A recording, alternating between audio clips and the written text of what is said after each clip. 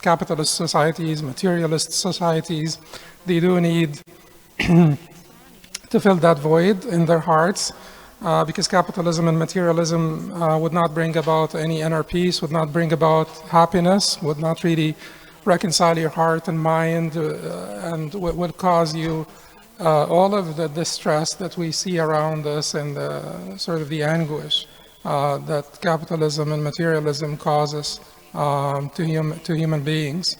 But the interest in Sufism in particular, and Islamic Sufism in particular, is also fueled by big players that may not be particularly visible to us. It is not a secret that the Rand Corporation in 2002 advised that there should be a strategic alliance between basically Western governments and Sufi movements.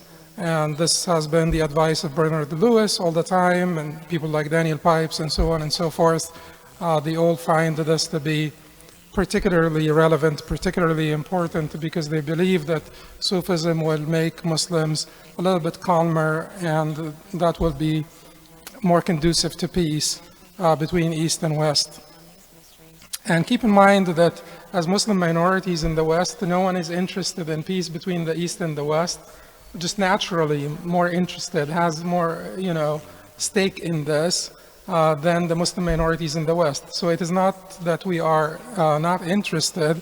It is just that maybe we have a little different definition of peace, or we may have different thoughts about how peace can prevail between East and West.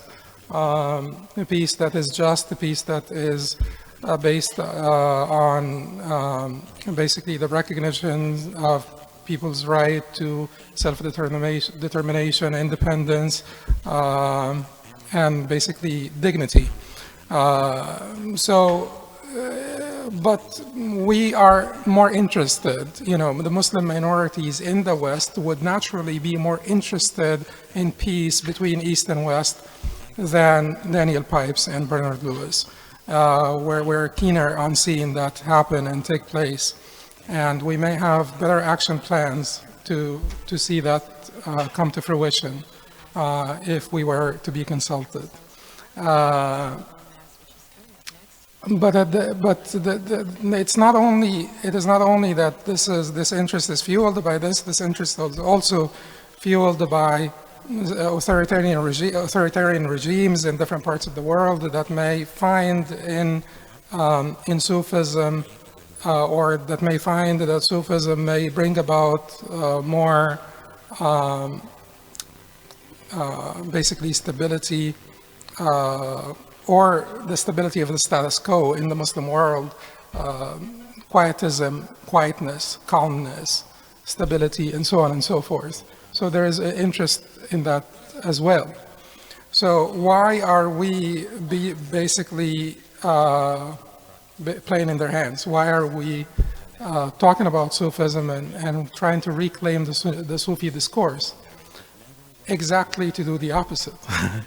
Because Sufism, in its pure, it depends on which iteration of Sufism we're talking about here, because there could be different iterations of Sufism, different version of Sufism. The Sufism, the pure Sufism of people like Ma'ruf al-Karthi and Sari al-Saqati and Abu Sulaiman al-Darani and Sahl al-Tustari and Ibrahim al-Khawas and Abu Sa'id al-Kharraz and Muhammad al-Kattani and the Sayyid Junaid. Of course, I should have said it. And all of this type of Sufism has nothing to do with pacifism, antinomianism, which is lawlessness, or pacifism, or any of that, any of these concepts. Let us then figure out where did it come from? Where did that term come from? And where did the concept come from? If the term was not coined by the Prophet ﷺ, and we know that it was not coined by the Sahaba radiallahu anhum, where did it come from? It came from the tabi'in or tabi'in, probably third generation, started to become known during the third Muslim generation. People like Abu Hashim al-Kufi and others that felt the need to emphasize certain concepts, certain values, certain Islamic values, they felt are being sort of endangered by the prosperity enjoyed by the majority of Muslims during those times. The Islamic civilization was up and coming. There was so much prosperity. By the middle of the Umayyad dynasty, end of Umayyad dynasty, beginning of the Abbasid dynasty, all the way until the middle of the Abbasid dynasty or Khilafah al-Abbasiyya by the year 350. That's the end of the earlier part of the Khilafah al-Abbasiyya, the strong phase of the Khilafah al-Abbasiyya. Muslims enjoyed a lot, were very prosperous. And people have felt, some of the righteous predecessors have felt that people became so indulgent in the life of this world, that people started, during the time of the companions, Ridwanullahi alayhim, there was complete harmony and consistency between rituals and spirituality, between the interior and the exterior, between, practice and beliefs, everything, there was consistency, there was harmony. And that's why the Ummah prospered, and that is why the Ummah had this much strength and this much vitality and this much prosperity. But then later, there was like a gap, a rift, a gulf being formed between the interior and the exterior, between the law, and morality. And some of the righteous predecessors felt that even some of the scholars and some of the fuqaha are too hyper-technical. They are too basically focused on technicalities of the law. They became too legalistic, and they are ignoring the important values, of asceticism, for instance, zuhd, for instance, the important values of a'mal al-qulub, the actions of the heart, the inner state, and so on and so forth. So to basically emphasize the importance of those values, this is basically the core of Islam. This is what Islam is about. إِلَّا مَنْ أَتَى اللَّهَ بِقَلْبٍ سَلِيمٍ, except one who comes to Allah subhanahu wa ta'ala with a heart that is sound. So if this is the core of Islam and this is what Islam is about, we are seeing this departure from the core of Islamic teachings, and we're seeing that the people have become overindulgent. Let us remind them, let's bring them back. That's basically how it all started. And those people were called initially as Zuhad, and then somehow, and the root of this word, etymologically speaking, it is very difficult to figure out where it is coming from. Ahl al-Suffa, from Suf, wool, or Ahl al-Suffa, or what is it, or Safa, purity. People have different theories about the root word, or basically Sophia, which is al-Hikmah in Greek. So people have different ideas and different theories about where it came from, but it's not important for us. It just, some people started to become known as Sufis, or started to become identified as Sufis. The early ones, it was basically about an emphasis, a focus, calling the people to come back to the realities of the deen, and to to come back to have a focus on their inner states and the actions of the heart and so on, and not to be focused on the exterior only. Still, the exterior has an importance, but not to be focused on the exterior only, but also give the due attention to the interior as well. But then over time, things started to become a little bit different. So far, everything is great, right? So far, everything seems to be completely consistent with the core values of Islam. So how is it then that we have in our history basically that much division between the scholars over Sufism, that much disagreement between the scholars and the mujtahids of this deen over Sufism, between praise and dispraise, and statements from the greatest of the scholars, Imam al-Shafi'i. How come someone like Imam al-Shafi'i would say that, no one would become a Sufi at the beginning of the day except that he will become a fool by Dhuhr, by the time of Dhuhr. And this was reported, this is established from Imam al-Shafi'i. How come something this pure and this good becomes so controversial among us Muslims? It is not at all about that which is pure and good. There is some room for people to disagree over certain practices. Some would consider it okay, some would not consider it okay. Imam al-Shafi'i, for instance, al-Inshad, which is basically religious songs. Imam al-Shafi'i says that this is something that, blasphemous people invented in Baghdad to divert the people away from the Quran. Some other people may think that religious songs have some values, that they may be okay. In moderation, may be fine.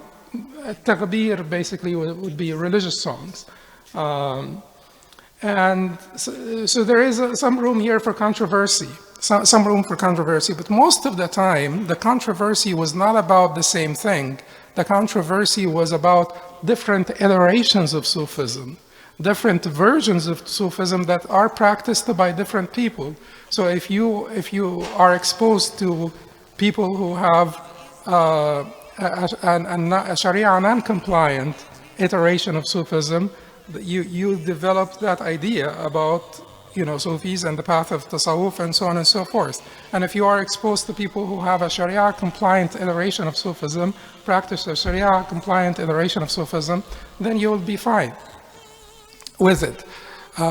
So the scholars who praised and dispraised Sufism, they were not talking about the same thing. Like I said, we have to agree that sometimes there is some room for controversy. So sometimes scholars would praise and dispraise the same thing based on their judgment of its wholesomeness or its legality from an Islamic perspective. But most of the time, it was not about the same thing. It was about different practices, that they may see prevalent among the practitioners of this of Tasawwuf, and that is why their judgments would differ. But then, over time also, and this was early on, Imam Shafi'i was talking about this early on, but over time also, what happened to Tasawwuf, what happened to the pure Tasawwuf of the Sufi masters that I've talked to you about is that they started to incorporate some philosophies that are foreign to Islam, some philosophies that may have origins in different cultures, Greek or Indian cultures, Hindu cultures, etc. And they started to incorporate them. They started to, basically mystify Sufism. It's basically started to become captured by the philosophical discourse and to make Sufism very philosophical. And when it became philosophical, it became very mystic. And Allah subhanahu wa ta'ala praised the Sharia, praised the Quran by being Kitab Mubin, a clear book, and praised the Prophet sallallahu alaihi wasallam by being Rasul Mubin, a clear messenger.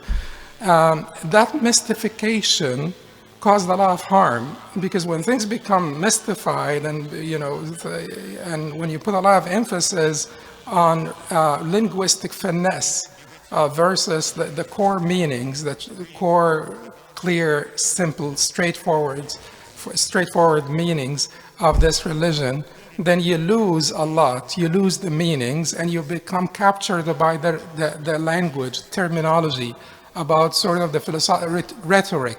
The rhetoric takes you away from the meanings, that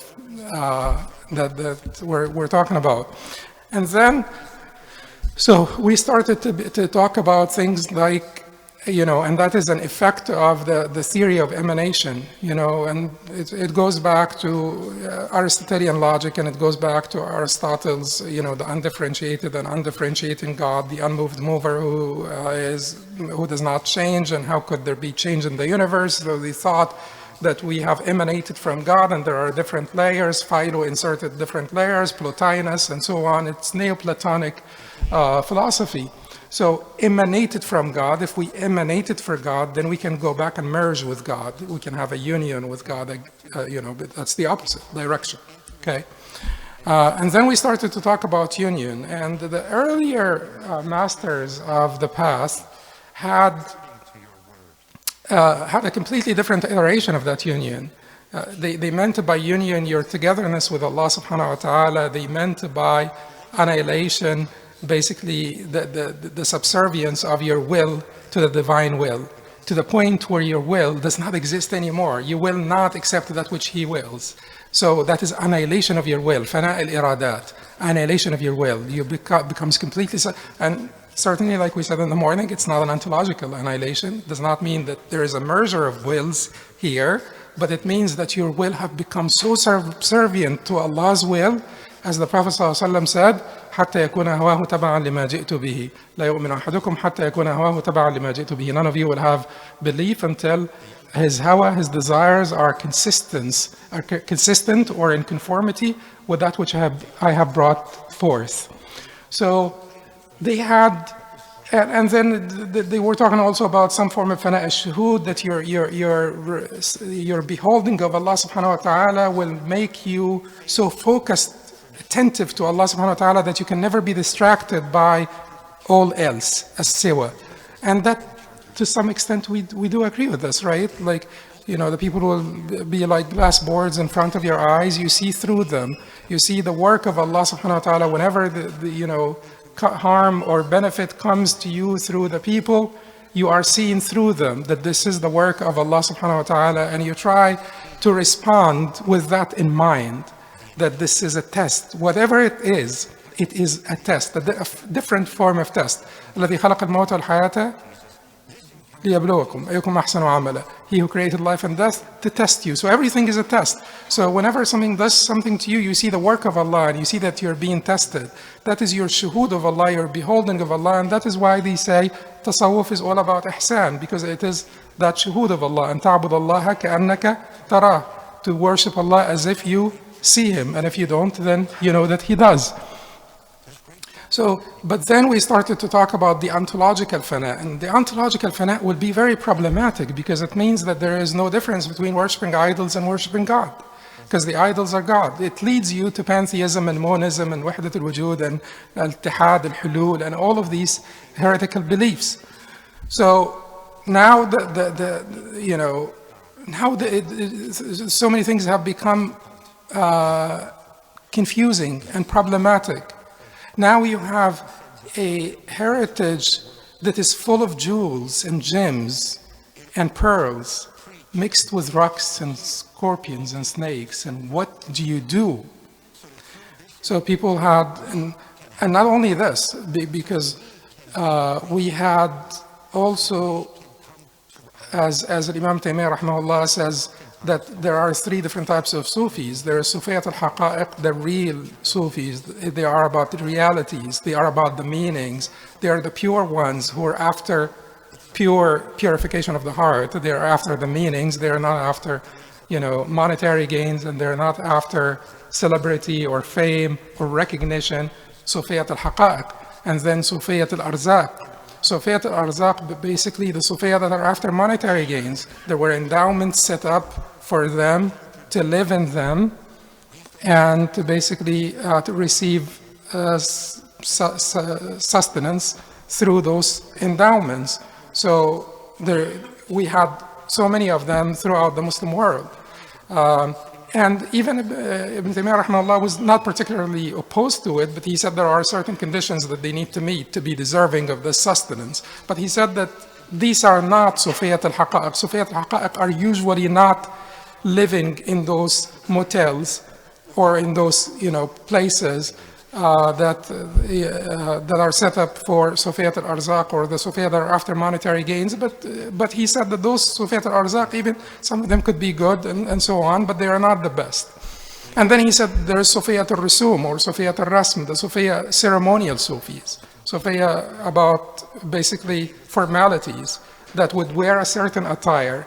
And he said that just as much as there are ceremonial mujahid and ceremonial scholars, people that wear the attire of scholars, like this, and people who would wear the attire of the mujahids to look like they are something that which they are not. There are also people who try to wear the attire of the Sufis to look like they are when they are not. So it became institutionalized. It became institutionalized. And with institutionalization, different word, institutionalization, a slew of problems would arise because it became certain paths and there you have to follow your shaykh. And then we started to hear about things like you have to surrender to your shaykh like a dead body surrenders to the washer. And that was not really, you cannot find this in the statements of the earlier Sufis. And keep in mind here, we're not making, when we say early and late, does not mean that all late Sufis were wrong or bad. Absolutely not. That would be unfair. And it does not mean that we did not have some seeds of problems in early Sufism, because we try to make those dichotomies all the time and they don't make sense. Like all of a sudden at one point, Sufis have switched from being the best of the best, to deviant people. And that's not true. Of the latter Sufis, there are good people, and in the earlier Sufis, there were seeds of problems. What seeds of problems? And these are important for us to know how to reclaim the Sufi discourse. Where were the seeds? Where did they come from? The earlier masters, Mashayikh Ahl al-Istiqama, the upright Mashayikh, the Mashayikh of Istiqama, the upright Mashayikh, they wanted to say to the people, knowledge alone is inadequate. Knowledge alone is inadequate. They wanted to emphasize the inadequacy of knowledge. Knowledge without sort of the experiential practice, without, walking the talk, without reforming your interior. Knowledge that is not transformative, that does not change you, is inadequate. Is that right? It should be right. And, and people who have good exteriors and they don't have good interiors, that is hypocrisy. So they wanted to say that. Then, in order for them to say that, some of them will overdo it a little bit, resulting in what? Undermining the importance of knowledge. Over time, undermining the importance of knowledge and undermining the epistemic value of the scriptures. In favor of what? In favor of the ilham, the inspiration, and the zawq, the taste of the mashayikh, and al-mukashafat, the spiritual disclosures of the mashayikh. These are valid concepts. There is something called ilham. There is something called zawq. They have a complementary role in the epistemological theory of Islam. They supplement. They help you have a better understanding. They assist you to have a better understanding of the scriptures. They don't have an alternative role. They are not alternatives. They do not supersede, and they are not alternatives of the scriptures, but they complement. But these values were abused by some later. And we started to create a rift between al-haqiqa and sharia.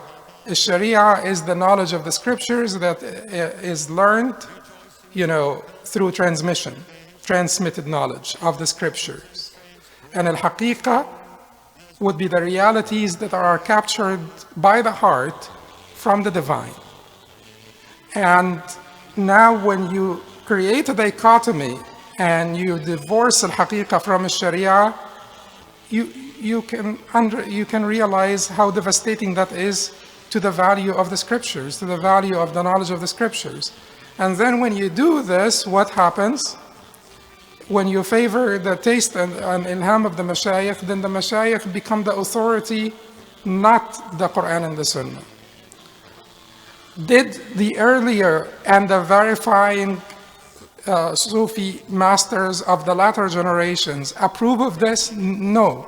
Did it become a problem? It did become a problem. But the verifying of the latter mashayikh, just like the early mashayikh, never meant that, never wanted that. Except if someone was hypocritical, because you could have a faqih who's hypocritical. You could also have a Sufi who's hypocritical. So but people who value the Quran and the Sunnah, people who value the Wahy, people who value this deen, would never want to undermine the epistemic value of the Wahy. Okay, so this was one seed that we had there. Then another issue was mysticism. With mysticism, the favoring linguistic finesse over clarity, linguistic finesse, aphorisms over clarity.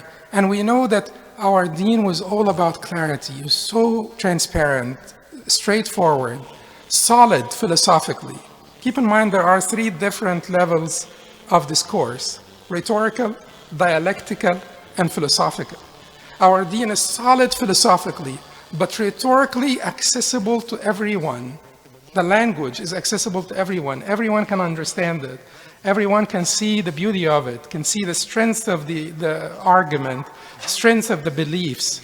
Accessible to the peasants, accessible to the philosophers. Everyone can.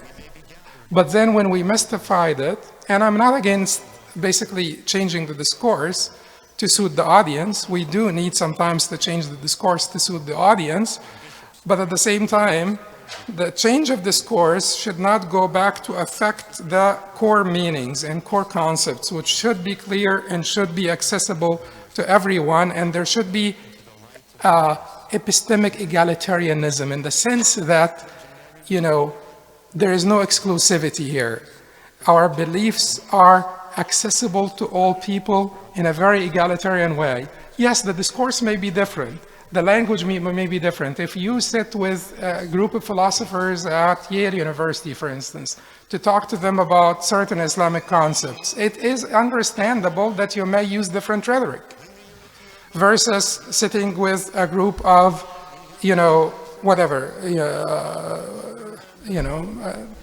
people that may not have the same level of education. So it is understandable. But then this went back and affected, because of the aphorisms and because of the unclarity, it went back and created room for what? Different interpretations.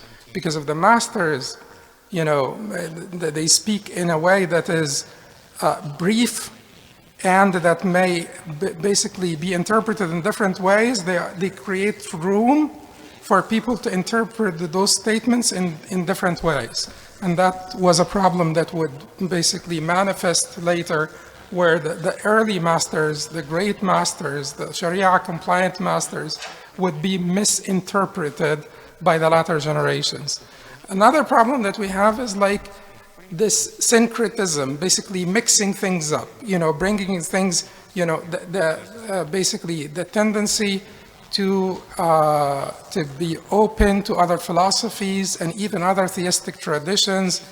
And when you undermine the epistemic value of the revelation, you create room for people to favor certain philosophies based on their taste and based on their inspiration, their feelings. They create to accept certain philosophies. Then we started to have these philosophies about union and about annihilation and about union and so on and so forth, and these became so prevalent later on. So what do we do? How do we reclaim the Sufi discourse, and why is it important? Why is it important? I believe it is important, not because we do not want it to be hijacked, because at the end of the day, what matters most to us is what? Our own survival, our relationship with Allah. The pleasure of Allah is what matters the most to us. Because aversion to that discourse will hurt us. Aversion to, the heritage of Al-Junayd and Al-Karhi and Saqati will hurt us. Therefore, it is important for our own spiritual well-being It is important for our spiritual well-being, and it is important for our deen and for the generations to come that we reclaim it so that it does not become hijacked. If you have aversion to it, it can be basically hijacked, and the hijackers will take uncontested ownership of the legacy of Ibrahim ibn Adham, of Abu Hashim al-Kufi, of al-Karhi and al-Saqati and al-Tustari and al-Khawas and al-Kharraz and everybody. Can we afford that? No, we can't. We really can't. We cannot afford this. We cannot afford to have this aversion to it. We need to reclaim it for our own benefit and for the benefit of our deen, and so that we have a Sunni interpretation for Tasawwuf, and that Sunni interpretation of Tasawwuf will prevail. Believe me, al-haq alayhi nur. Al-haq has, is covered with light. And if we basically regulate the discourse by the Quran and the Sunnah, inshallah, it will prevail. What do we need to do to regulate the discourse according to the Quran and the Sunnah? I think that we have to have emphasis on the scriptures, the Quran and the Sunnah. And it is in the heritage of the Sufi masters, that emphasis on the scriptures is part of the heritage of Sufi masters. Al-Junayd said, this affair of ours cannot be engaged by someone who does not know the Quran and Sunnah. Everyone, Abu Sulaiman al-Darani said, some of the lata'if and isharat, some of the symbolism of the people, I come across the symbolism of the people or the isharat of the people, the gestures of the people, and I would not accept any of them except with two witnesses. Who are they? The two witnesses that have to witness to this, aphorism, to this statement, Quran and the Sunnah. That's what Abu Sulaiman al-Darani said. And these are the greatest of the masters.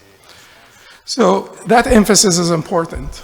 The emphasis on the first community as a role model, where we have seen all of this, where we have seen the tawakkul ala Allah, that they had, and the belief in the aqdar, not make them pacifist, not make them antinomian, lawless. They still had reverence for the commands of Allah. They still had basically proper understanding of human agency, human accountability, human responsibility, with complete tawakkul and reliance on Allah subhanahu wa ta'ala. But sometimes, without being exposed to to a tasawwuf, people become too confident in their agency. They don't have enough reliance. So that reliance tempers their sort of haste. That tawakkul ala Allah, that trust in the divine decrees, and understanding that our human agency has limitations, it has a lot of limitations. So the Sahaba had the perfect balance, where they had complete tawakkul ala Allah, but they still resisted al-aqdar by al-aqdar. They resisted the decrees by the decrees. And they were still, فرسان الرهبان الليل فرسان النهار, monks at night, nights during the day. So you will not find a better example of pure tasawwuf than the tasawwuf of Abu Bakr and Umar, radiallahu anhuma. Let alone the Prophet ﷺ, that's a given. But you will not find a more proper tasawwuf than the tasawwuf of Abu Darda and Abu Dharr, radiallahu anhuma. So that emphasis should be also extremely important on the first community. And then emphasis on clarity versus mysticism. Clarity versus mysticism. You see, sometimes people like the glittery, fanciful, linguistic finesse.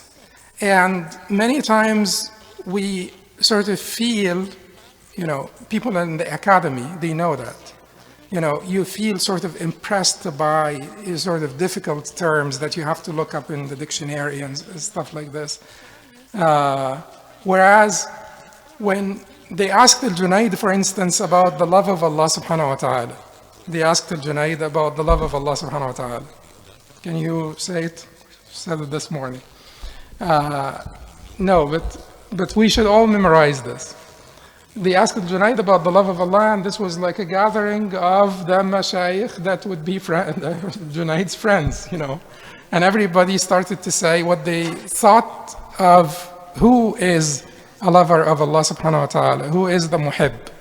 And Junayd said, عبد ذاهب عن نفسه متصل بذكر ربه قائم بأداء حقوقه قد أحرقت قلبه أنوار هيبته وصفى شربه من كأس وده وانكشف له الجبار من أستار غيبه فإذا تكلم فبالله وإذا نطق فعن الله وإذا تحرك فبأمر الله وإذا سكن فمع الله فهو بالله ولله ومع الله.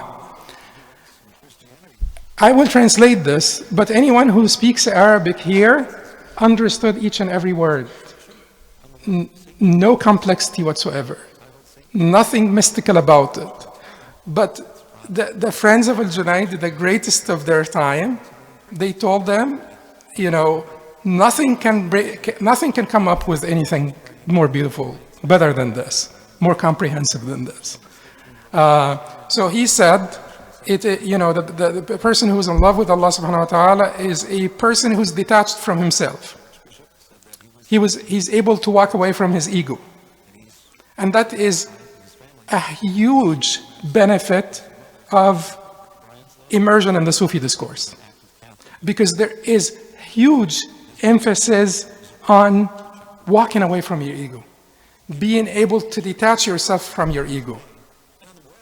Because no matter what, all of the disputation between us,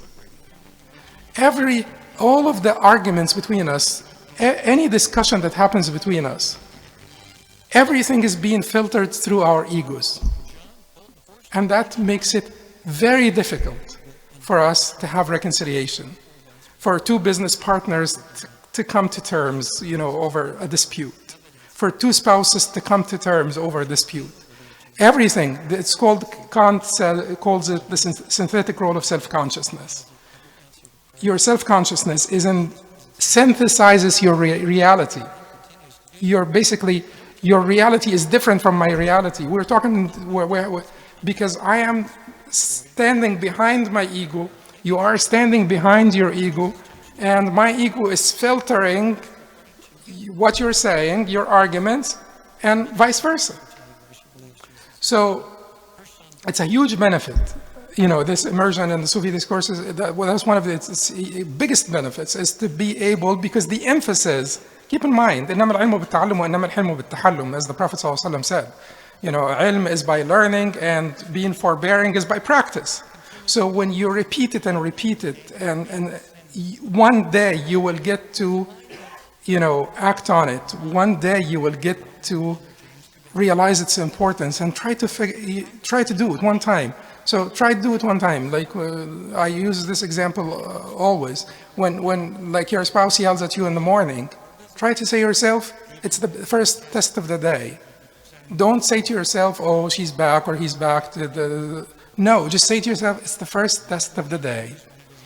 And look at the scene from outside as a third party. Walk away from your ego. Anyway, but this is important. So when you are connected to your abdun zahibun an nafsi, a servant who's detached from himself, because you can't, as Abu Yazid al-Bastami said, when he said, I asked the Lord, how do I come to you? He said to me, walk away from your ego. And I stripped myself from my ego like a snake would strip itself from its skin. So walk away from your ego. And then when you do this, مُتَّصِلٌ بِذِكْرِ رَبِّهِ, who is connected to his Lord through his remembrance. But all of this This is not someone who is, basically intoxicated or anything. قائم بأداء حقوقه, which means always fulfilling his rights, the rights of his Lord. So he's not someone who is like saying, I don't need to do this anymore. سقطت التكاليف is not someone who is inconsiderate of the deen or the sharia. قائم بأداء حقوقه, always fulfilling his rights. قد أحرقت قلبه أنوار هيبته. So the lights of the divine majesty burnt up his heart. وصفى شربه من كأس وده, and he subsists on the nectar of his compassion, of the divine compassion.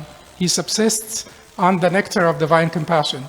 So you see the love and the fear together in harmony, in unison. So then he says, وَانْكَشَفَ لَهُ الْجَبَّارُ مِنْ أَسْتَارِ غَيْبِهِ, and Al-Jabbar, the irresistible, had manifested himself to him from behind the veils of the unseen.